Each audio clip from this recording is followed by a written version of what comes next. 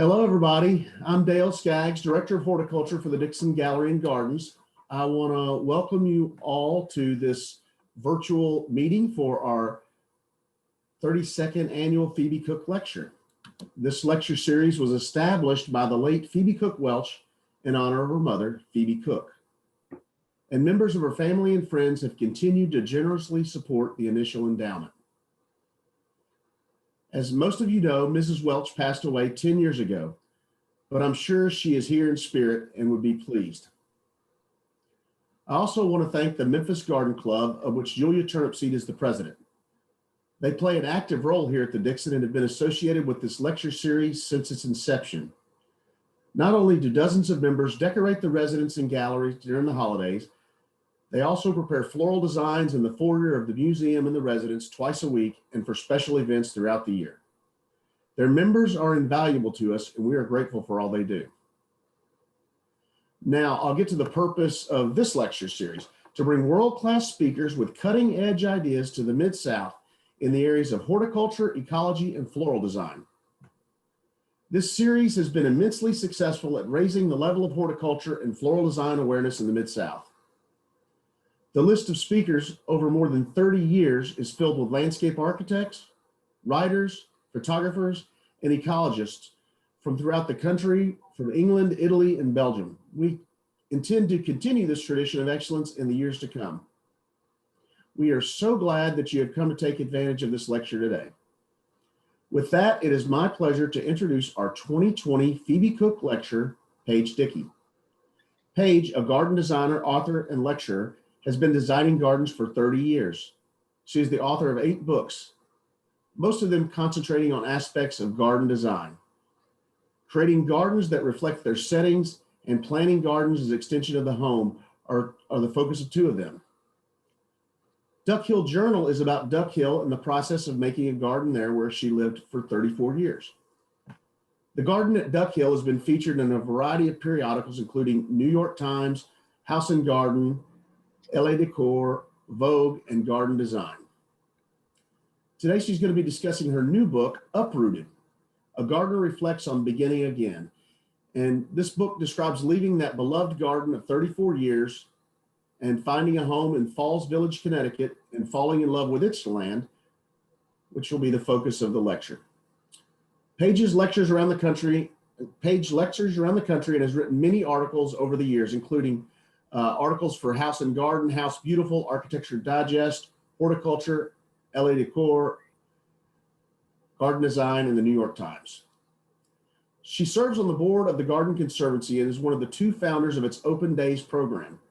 She also serves on the boards of Stonecrop Garden in Cold Springs, New York, Hollister House Garden in Washington, Connecticut, and the Little Guild in Cornwall, Connecticut.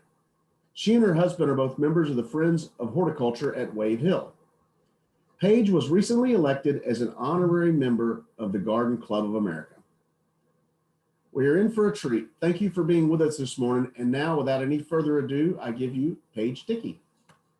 Thank you, Dale. And thank you to all of you at the Dixon Gallery and Garden. I wish I were there in person.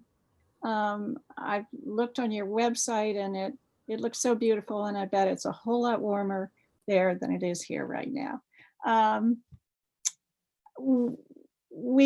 husband and I left Duck Hill in North Salem, New York, more than 5 years ago, and moved north to the foothills of the Berkshire Mountains. And despite COVID, despite the frightening turmoil of our world, despite summer drought and rabbits, it turns out to be a joyous decision. And so, of course, I wrote a book about it. But I'm going to start at the beginning. This is one of the first chapter in the book is called Leaving. And I'm going to read a little bit from that first chapter. We walked away from 34 years of making, nurturing, loving a garden. How many thousands of perennials and bulbs did we leave behind? How many flowering shrubs? Hundreds? How many trees that we planted young and watched grow and stretch, becoming flowering umbrellas, casting shade, turning fiery in the fall.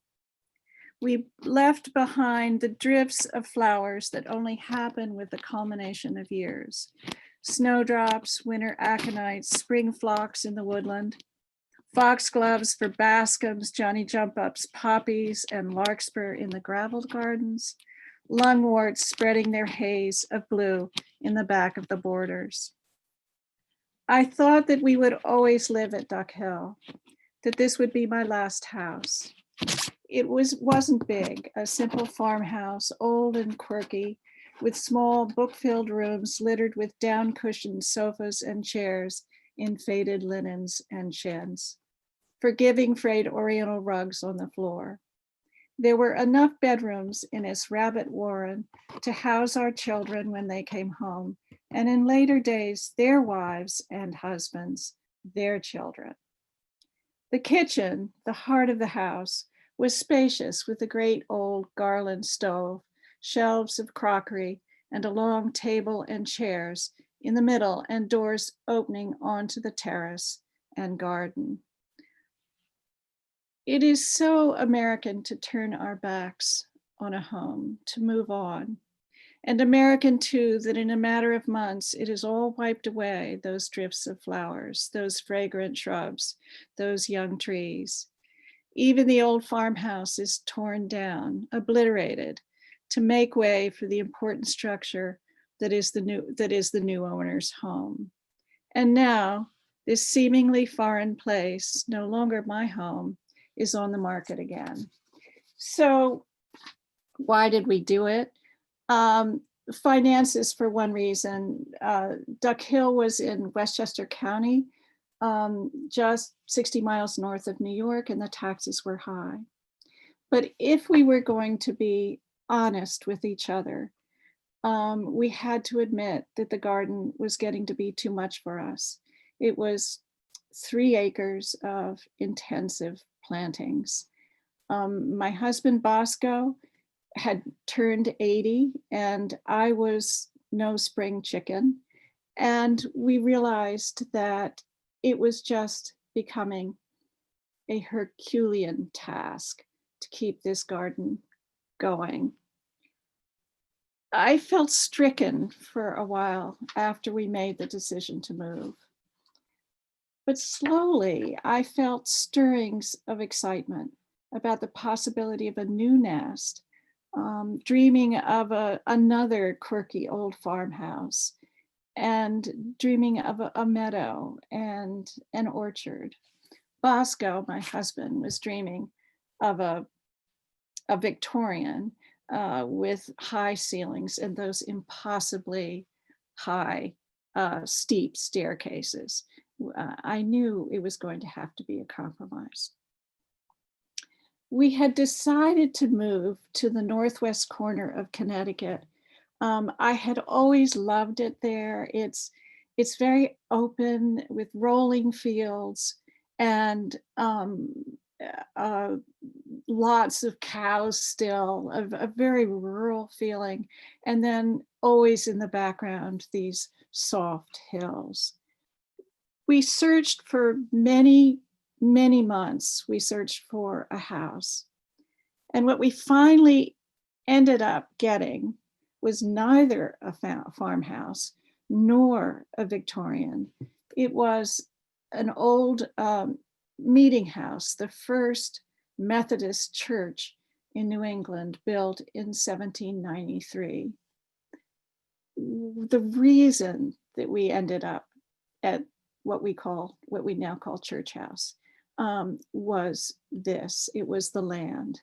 It was 17 acres of fields and woods with some beautiful old trees, and in the distance, this wonderful view of the Berkshires. Having made the decision, or having fallen in love with the land, we scratched our heads about how we could make this old church livable. It had a narrow galley of a living room and no fireplace in the whole building. And so we went home that first day, just puzzled how we could make it work for us. Well, around the corner from Church House lives Bunny Williams, and she's a dear old friend. And she got in her car and popped over and saw what we loved about the setting. And she called me up on the phone and said, I know exactly what you should do. Make that old living room into your master bedroom, and on axis with the front door, add on a living room with a fireplace at the end. And that's exactly what we did. We used an architect who we already knew, an architect named Peter Talbot in Washington, Connecticut, who had built a structure at Duck Hill for us when Bosco and I got married in 2000. Bosco's European and he loves high ceilings. And here he was moving to my low ceilinged farmhouse. And so we ended up building this one room structure with just a room with a high ceiling for him. And we called it the Bosquetel. And he spent his days there. He came down for meals. So the living room in the new house was really a version of the Bosquetel with these wonderful long windows and a high ceiling, and then these clerestory windows, which are quite common in New England houses. In between the old church and the new living room, there were a couple of small rooms, and that's where I have my library. After we moved in, after the new addition was built and we moved in, I took this picture and put it on Instagram. And one of my followers, who obviously knew Duck Hill, commented on this picture, and she said, "Oh, I just can't wait to see what you're going to do with this." And my reaction was, no, no, no, I'm not going to do anything with this. I think it's perfect all by itself. And one of the things we loved about the new house was how it was situated in these fields. It was surrounded by fields. It was high up, surrounded by fields. And there was this huge sense of sky and space and sunlight, completely different from Duck Hill, where a necklace of hedged garden rooms confined it and gave it a closed kind of intimacy. I felt somehow that this was not appropriate for our new house. What I wanted instead in a garden was a sense of transparency. I wanted to see through, I wanted to use flowers that waved in the breeze and that were redolent of the meadow. And I wanted to be able to see through those flowers to the fields, to the wild land, to connect the garden and the wild land. We inherited at Church House the bones of a garden in front of the house. There was this stone wall that you see here, and a couple of wonderful old shad trees, serviceberries, which I was thrilled to have. And there were also peonies, because of course peonies live forever. I'm not sure I would have made a garden like this in front of the house, but since the wall was there and the shads were there and the peonies were there, I decided to go with it and play with it. And yet I didn't want a formal garden the way we had at Duck Hill. So I added, as you see in this picture, catmints and baptisias, I put a gravel path through the middle of it because I love gravel.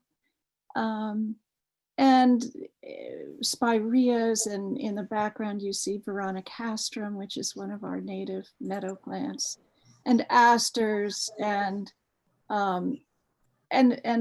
mulleins for bascums.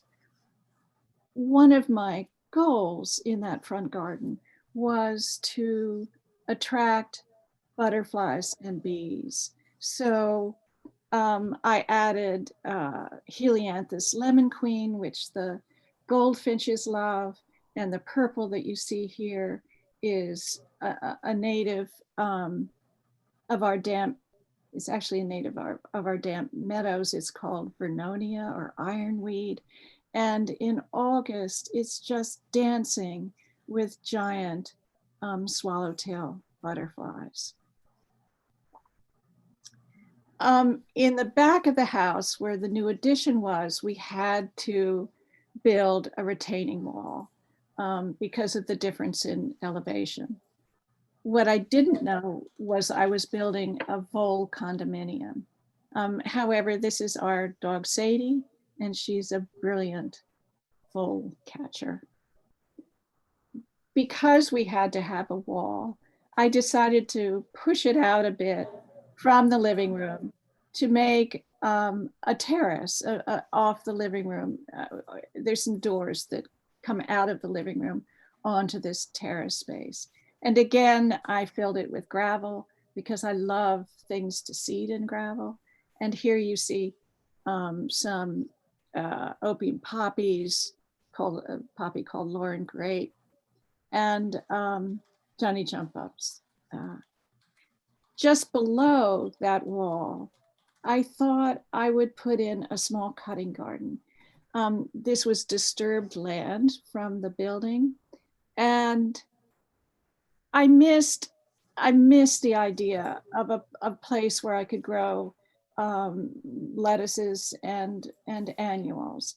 At Duck, so we dug this made this structure. It's about 30. It's very small. It's about 30-foot square, I think. But it allows me to have tulips and lettuces and chives, and then in summertime, zinnias and cosmos. And we were very careful not to make it too big because we had a huge vegetable garden at Duck Hill. This is at Duck Hill. I think it was about 80-foot square as opposed to 30-foot square. And we loved it. And Bosco grew jillions of tomatoes, and we had, lots and lots of vegetables, and then a long bed that went up to this Greek Revival chicken house, where I had poppies in the spring and then dahlias in the summer. What I would do every March, we usually have a snow in March sometime, I would take seed of Shirley poppies and sprinkle it on top of the snow in these two beds going up to the chicken house. And sure enough, by June, the garden would be full of these enchanting crepe papery poppies.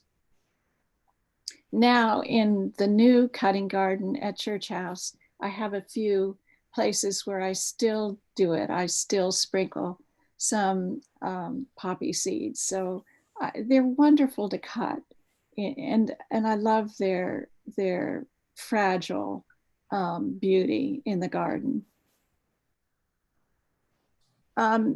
Most of the plants in the cutting garden are annuals, but I do have things like geum, this red geum, which I've always loved. And we have a young man who works for me about once a week. His name is John. And we have a lot of cedar in the woods. And I asked him if I drew a picture of two tours and asked him if he thought he could make something like that. So one winter, soon after we moved in, he did. He made these fine tutors out of our cedar. We had already used some of that cedar to make a fence around the cutting garden. One of the joys of moving north rather than south is I found I could grow sweet peas. I never could grow them at Duck Hill. And of course, our summers are getting warmer, but it is such a thrill to have sweet peas to cut for little posies inside.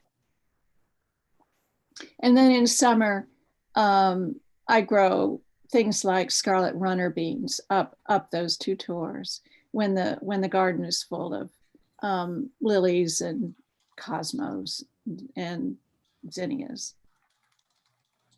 By late summer, Verbena bonariensis takes over. I never actually planted it. It just cropped up by itself in the gravel. But I kind of love it, and the butterflies oddly love it too. So I leave it there, and at the end of the growing year, I pull it all up. I've always had a passion for roses.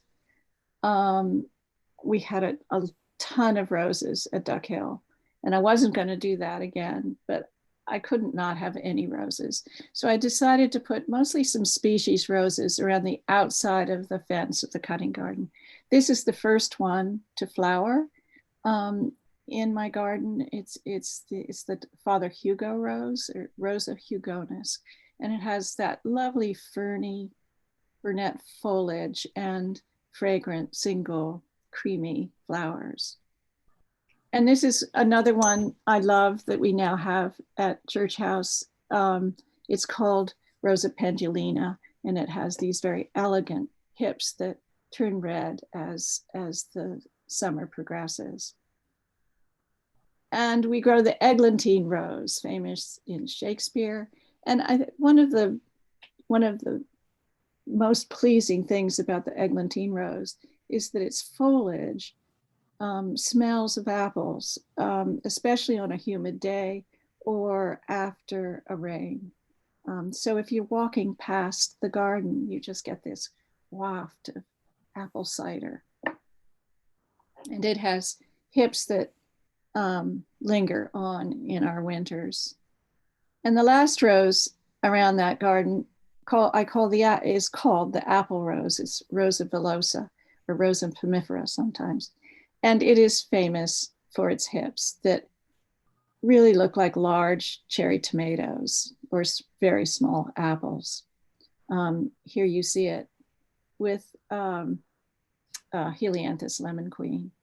And it's really just so decorative. And usually it's decorative right through the beginning of winter. But this year we were inundated with chipmunks, and very methodically, this chipmunk ate every single one of those hips. And I think he must be the healthiest chipmunk in the northwest corner of Connecticut. Bosco had a greenhouse off his boscatel when we lived at Duck Hill. And we weren't going to do that again. After all, we were cutting back. But the first winter after we moved into Church House, he desperately missed his greenhouse. And so we decided to build one. This one is much simpler. It's not an old greenhouse. It was built out of a kit that was recommended by the New York Botanical Garden. And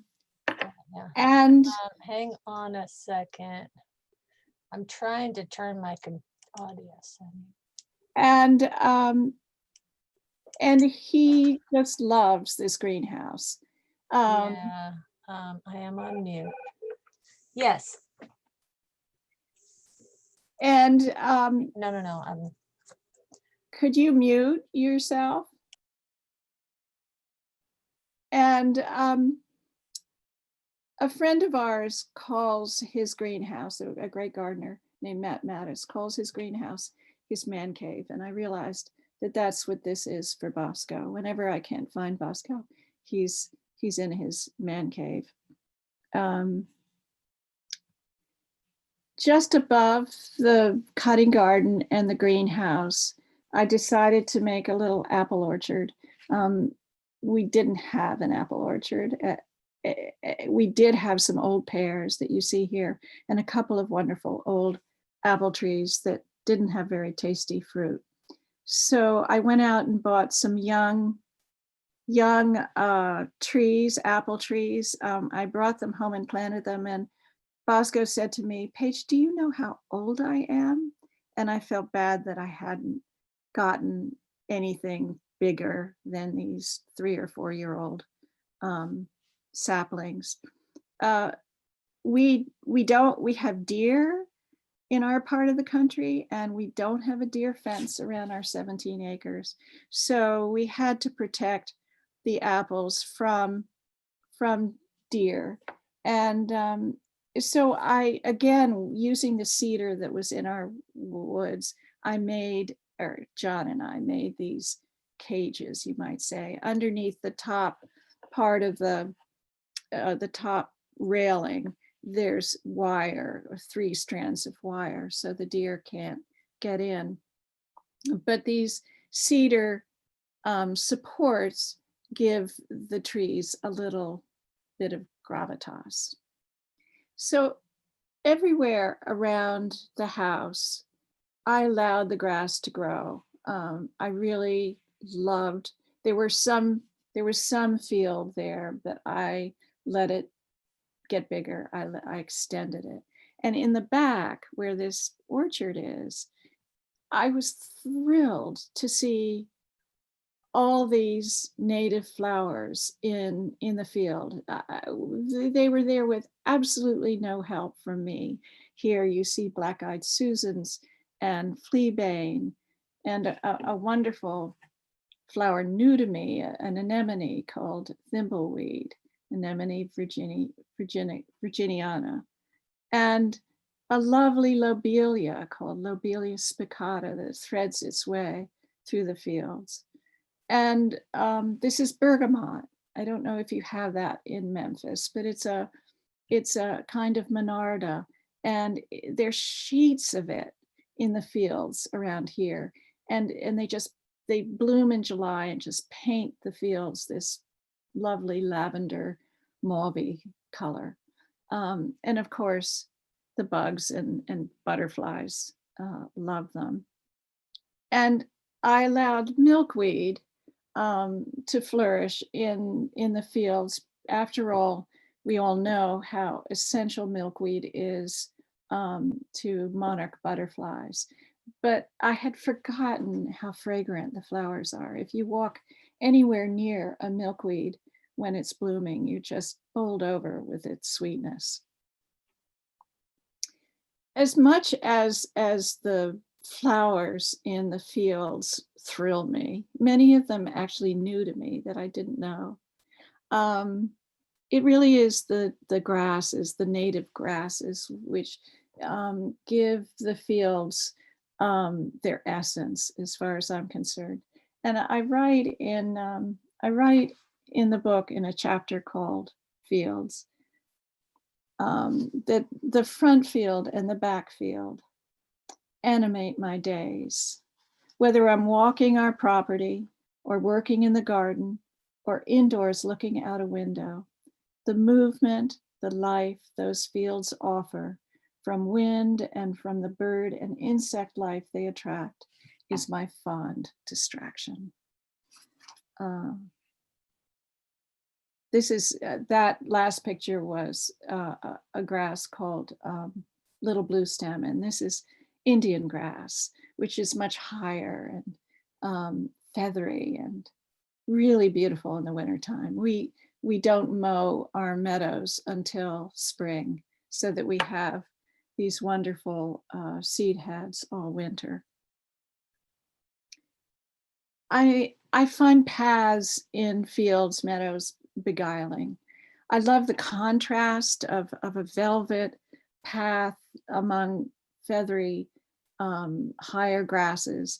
And I love the sense of adventure. You want to walk down that path and see where it goes. All the paths, we've mowed paths throughout the fields around Church House, and all of them connect to to paths in the woods. We have about, I think, about 11 acres of woods. And on one side, the woods are high and rocky, and on the other side, in front of the house, the woods are low and damp and rich. This is the high rocky woods, which are just astonishing. Some of these rocks are 3 stories high. And we think it possibly was a limestone quarry at one point. We are in the land of limestone, sometimes called the Marble Valley along the Housatonic River.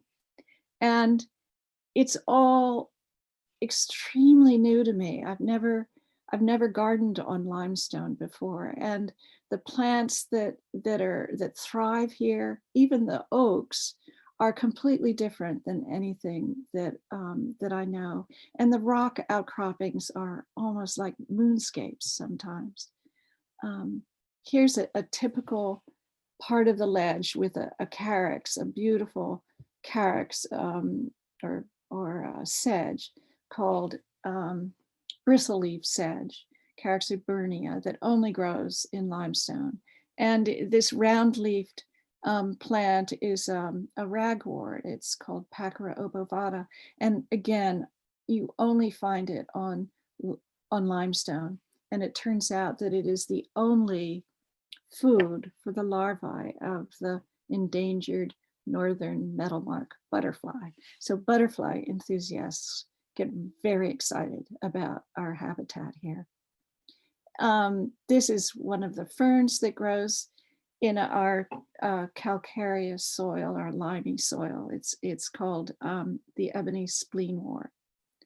And then there's lovely flowers in the woods. This is a campanula called Campanula rotundifolia that just grows right in the cracks. And we have lots of oak trees, baby oak trees. They're called chinkapin oaks. And because we don't have any deer fencing, I have to protect the oak trees because the deer love to eat them. So I have this organic stuff called deer defeat. And once every couple times a month, I go around and I spray all the baby oaks and some of the other young saplings with deer defeat to keep the deer away. And if it's a really special little oak, then we wire it in so that we know it can grow up. This is the front field. And if you follow Sadie down there past you, I don't know if you see that lump on the right. That lump is a boulder full of columbines in May. We call it the Columbine Rock. But if you continue down, you come to a white pine grove. And this leads you down into completely different woods, moist and damp and rich with ferns and jack-in-the-pulpits and rue anemones and trillium and star flowers, beautiful mosses in the wintertime, and a favorite understory tree of mine. This is our native witch hazel, Hamamelis virginiana, and the leaves turn golden in the fall, in November, and also in November, in fact, still flowering are the flowers of this native witch hazel. This is the witch hazel from which the tonic is made. On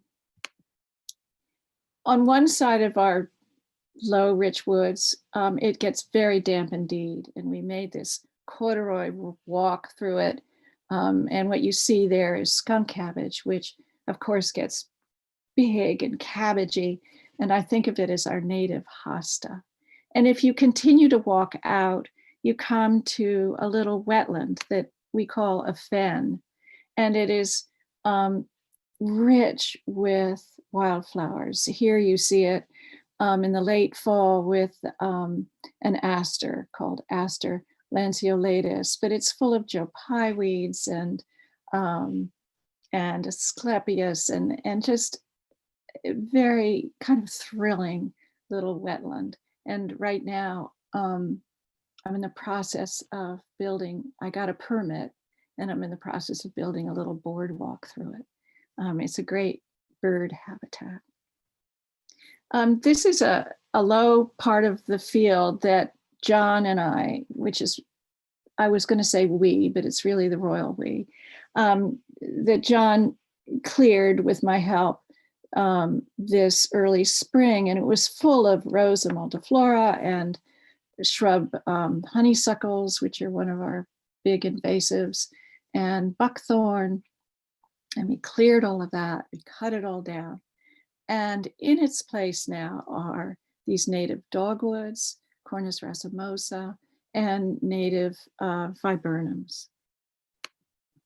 This is what parts of the low woods looked when we first came to Church House. That most of what you see there is either buckthorn, except the bigger trees, buckthorn or the shrub honeysuckle.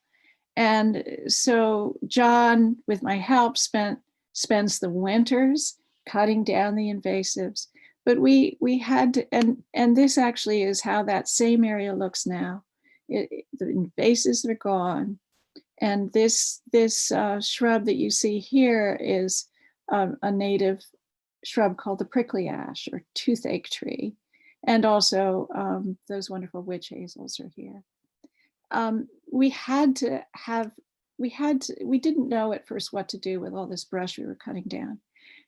It was too far away to pull it all out and have it removed. And so we decided to make, John and I decided to make brush piles. And I didn't know that John would be quite so artistic at making them. He made them kind of teepee-like.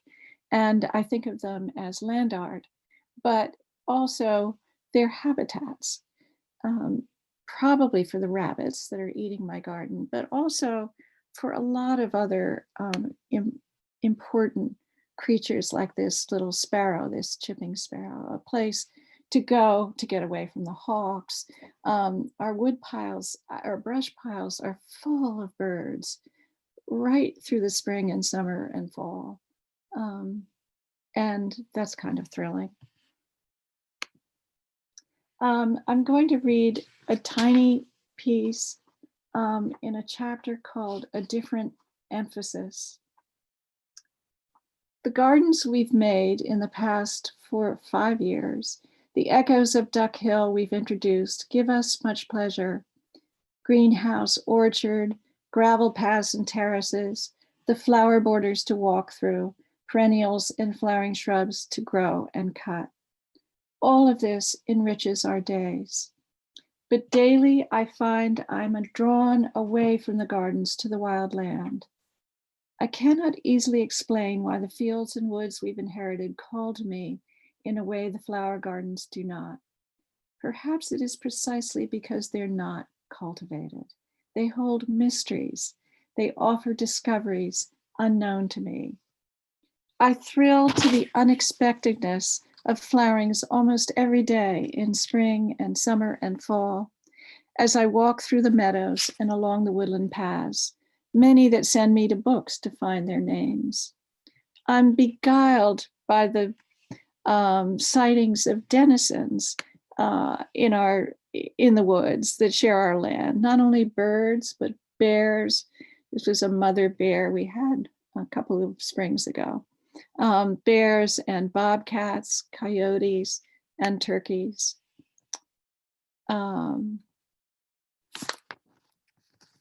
Here at Church House, we've stumbled on a landscape rich in ecological value, thanks to its diversity of natural habitats. Deep, rich woods feeding into wetland, low, damp meadow rising to fields high and dry, upland, rock-littered forest. Yes, our 17 acres have been monkeyed with over the centuries, first probably by Indians, burning and clearing, then by settlers, and finally by farmers. But only traces of their inhabitants are apparent now, and the young woods show inspiring signs of regeneration. This is as close as I'll be in a lifetime to stewarding a piece of land in its wild state, and it has changed me as a gardener. I'm going to end with a piece from toward the end of the book called Sharing a Home. This is a picture of the main garden at Duck Hill. Duck Hill was always mine. When Bosco and I got married in 2000, I had lived there for 19 years. The gardens were established, the boxwoods shoulder high, the flowers in satisfying drifts. The house was my cozy nest. It was my haven, my solace, the place where I loved most to be. It's not easy to move into someone else's home, especially if at least one of you is possessive. One of Bosco's pleasures has always been working in a garden, but it was hard for him to find a niche in mine at first. I thought of the garden at Duck Hill as my work of art, however imperfect. I was forever editing, attempting to create an atmosphere, more interested in painting pictures with plants than acquiring them. Bosco lives to acquire plants, loves nothing more than accumulating and propagating plants, never bothering much about where they're going to go in the scheme of things.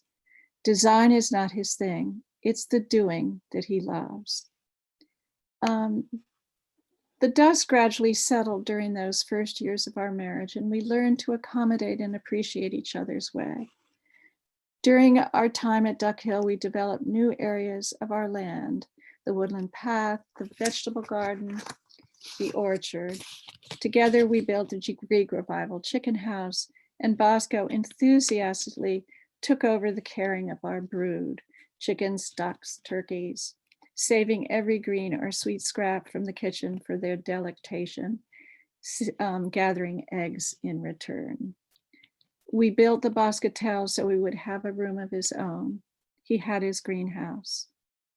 But the garden was always thought of and known as mine. The old farmhouse too. Bosco never got used to its low ceilings and walls of books everywhere. And although his pictures were hung where there was room and his furniture and bibelots woven in, he never loved the house the way I did. It wasn't hard for him to leave. How fine then to end up in a place we discovered together, neither his nor mine, but ours. I think we love it equally. Daily we pinch ourselves about living here, about how lucky we are. Each window, each door in the house frames a view of the hills and the sky, and we'll call to each other to come look at the fleeting light, at the shadows, at the colors. In summer, when we linger on the terrace into dusk and the sunlight abandons the fields around us, suddenly Canaan Mountain is lit golden lavender or flaming orange, and we say, oh, oh, look, isn't it wonderful? Thank you very much. So I'm going to stop share.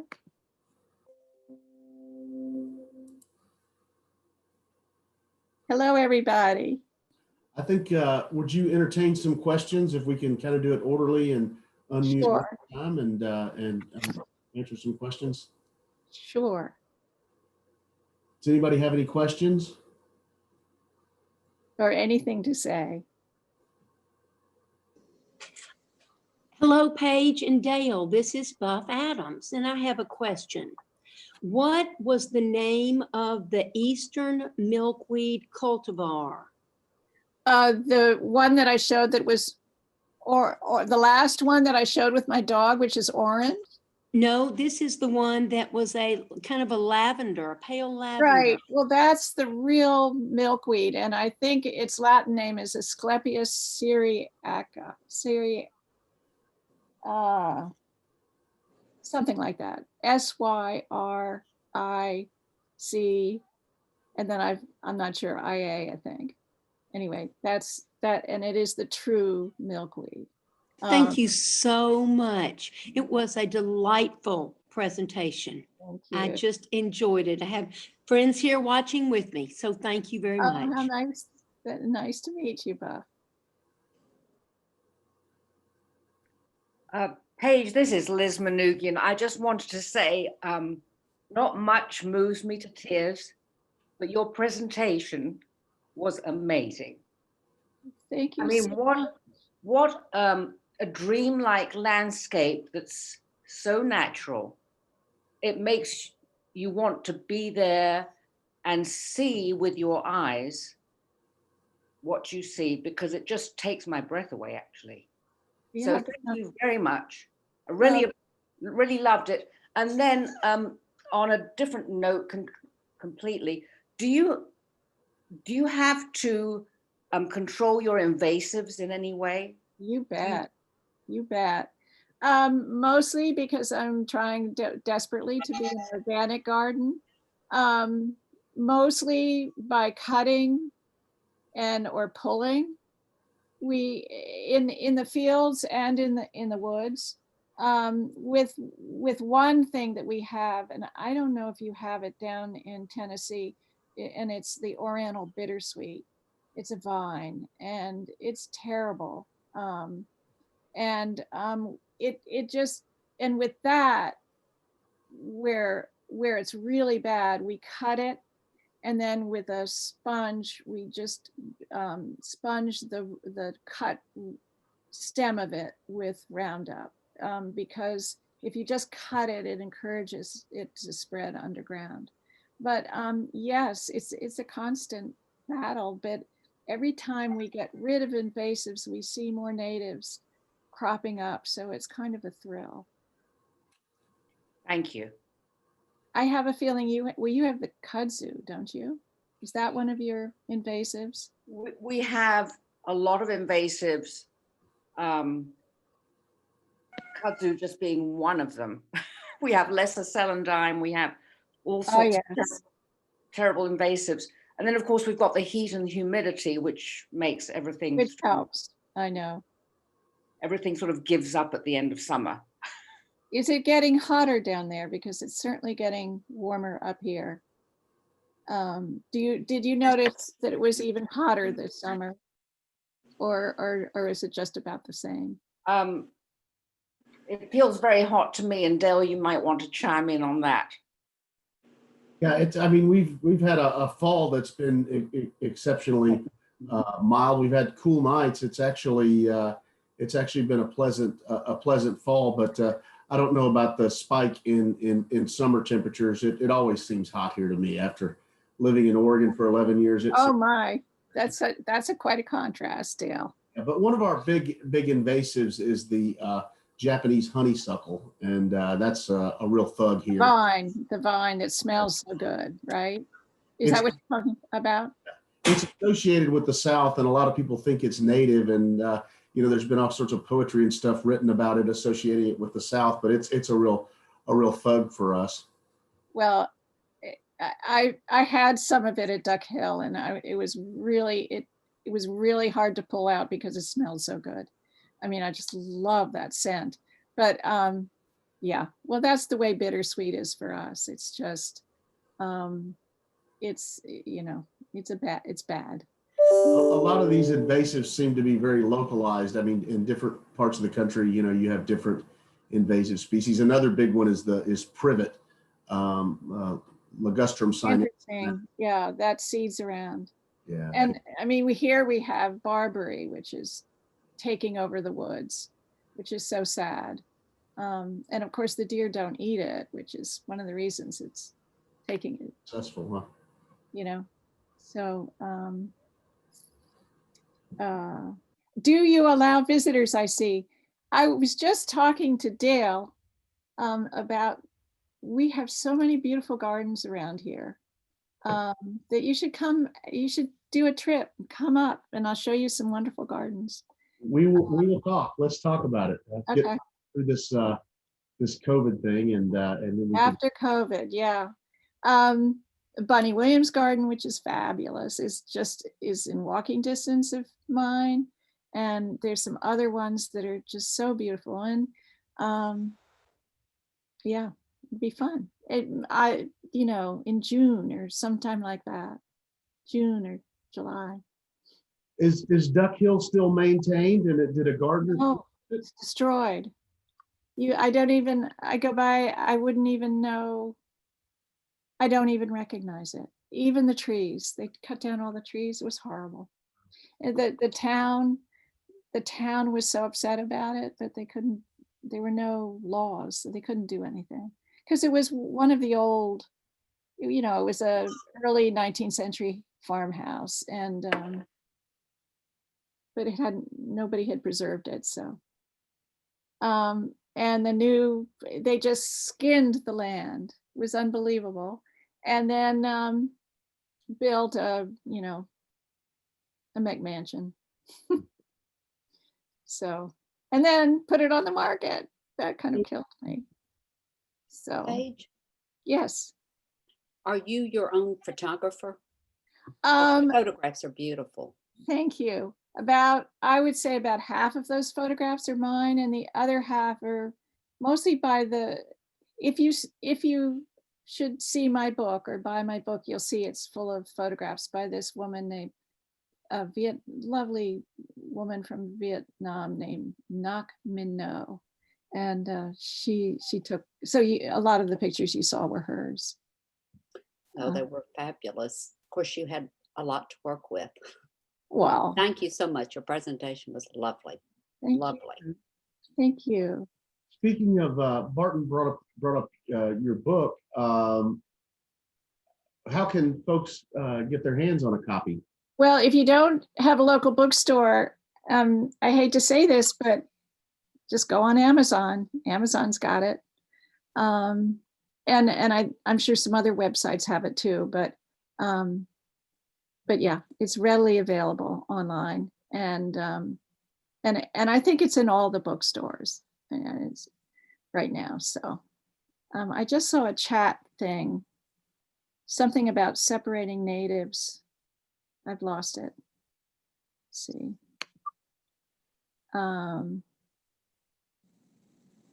Okay. Oh, here it is.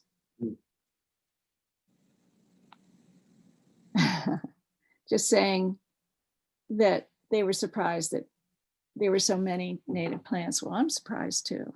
It was a real joy to have all these native plants flourishing here. I'd love for you to just speak very, very briefly about, I don't know how many of our viewers are familiar with the Garden Conservancy. And I know you play a very active role there and were instrumental in starting their open garden days. And could you just briefly tell the viewers about the Garden Conservancy? Well, it started as an organization to try and preserve some wonderful private gardens and with the possibility of them becoming public. And indeed that's happened. And also helping some public gardens that needed help. But the Open Days program, which was mostly what I was involved with, was just the idea of people like you and me opening our gardens to the public on one day a year. And they do it in England, they do it in Australia, and I wasn't sure whether that it would work here. Boy, it worked fabulously. And so now we have open days all over. I know we have had them in Tennessee, but it might be in Knoxville. Does that sound right? I don't know if we've had anything in Memphis. You have not. Yeah, okay. But it's been so wonderful because as I've learned, it's so special to go and see other people's gardens. You always learn from going to see other gardens. And so that's one thing. But the other thing is, if you have a garden, you want to share it. You want to share it with people. I mean, because what's the fun if you can't say, oh, come see this beautiful moment. It's the open days is all over the country, and there's a you can go online, but there's also a book every year that comes out, so you can go through. And I remember one year at Duck Hill, I thought, oh, nobody's going to come because my garden's open every year and people are bored with it. And just as I was saying that, a van pulled up, and out of this van spilled about 18 people. And they had driven up from outside of Atlanta, Georgia. And it was so much fun. And they were going elsewhere, I'm sure, besides my garden, but and we had the most wonderful time talking to them all and walking around the garden with them. So people sometimes plan their trips around the open days, which is kind of a fun idea. And I hope we'll be able to have it this spring and summer. I hope we'll all have vaccines and COVID will be behind us.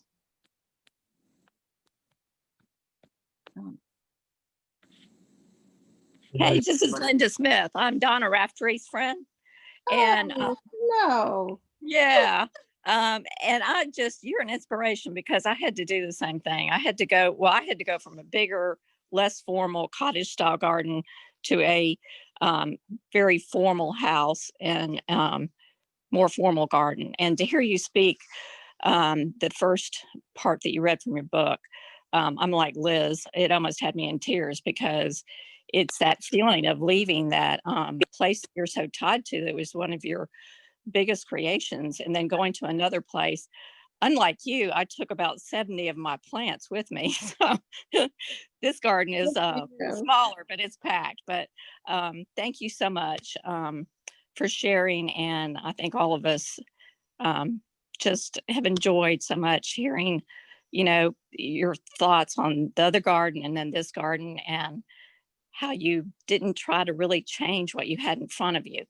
You just embraced it. And as gardeners who are addicted to plants, that's a philosophy I think we all need to remember and do. So thank you so much. You're very welcome, Linda. And thank you all for inviting me here, or virtually anyway. And thank you, Dale. Thank And you. thank you, Norma, if you're here somewhere. All right, we will, is there any more questions or is that everything? Okay, yeah, I just a comment on that. Sometimes exercising refrain is one of the most difficult things that we It sure is. gardeners do. We want to control everything, and letting go is something that's really a difficult thing to do. And it's definitely talked about in landscape architecture school a lot about how we want to change everything, but sometimes our influence can ruin something that's really special. That's right. And I do talk about it in the book. Letting go, letting things be, and enjoying them for what they are. Well, thank you. And Thank you so much. Thank you. Thank you all. And I hope you have a good and safe winter. Thank you, and the same to you.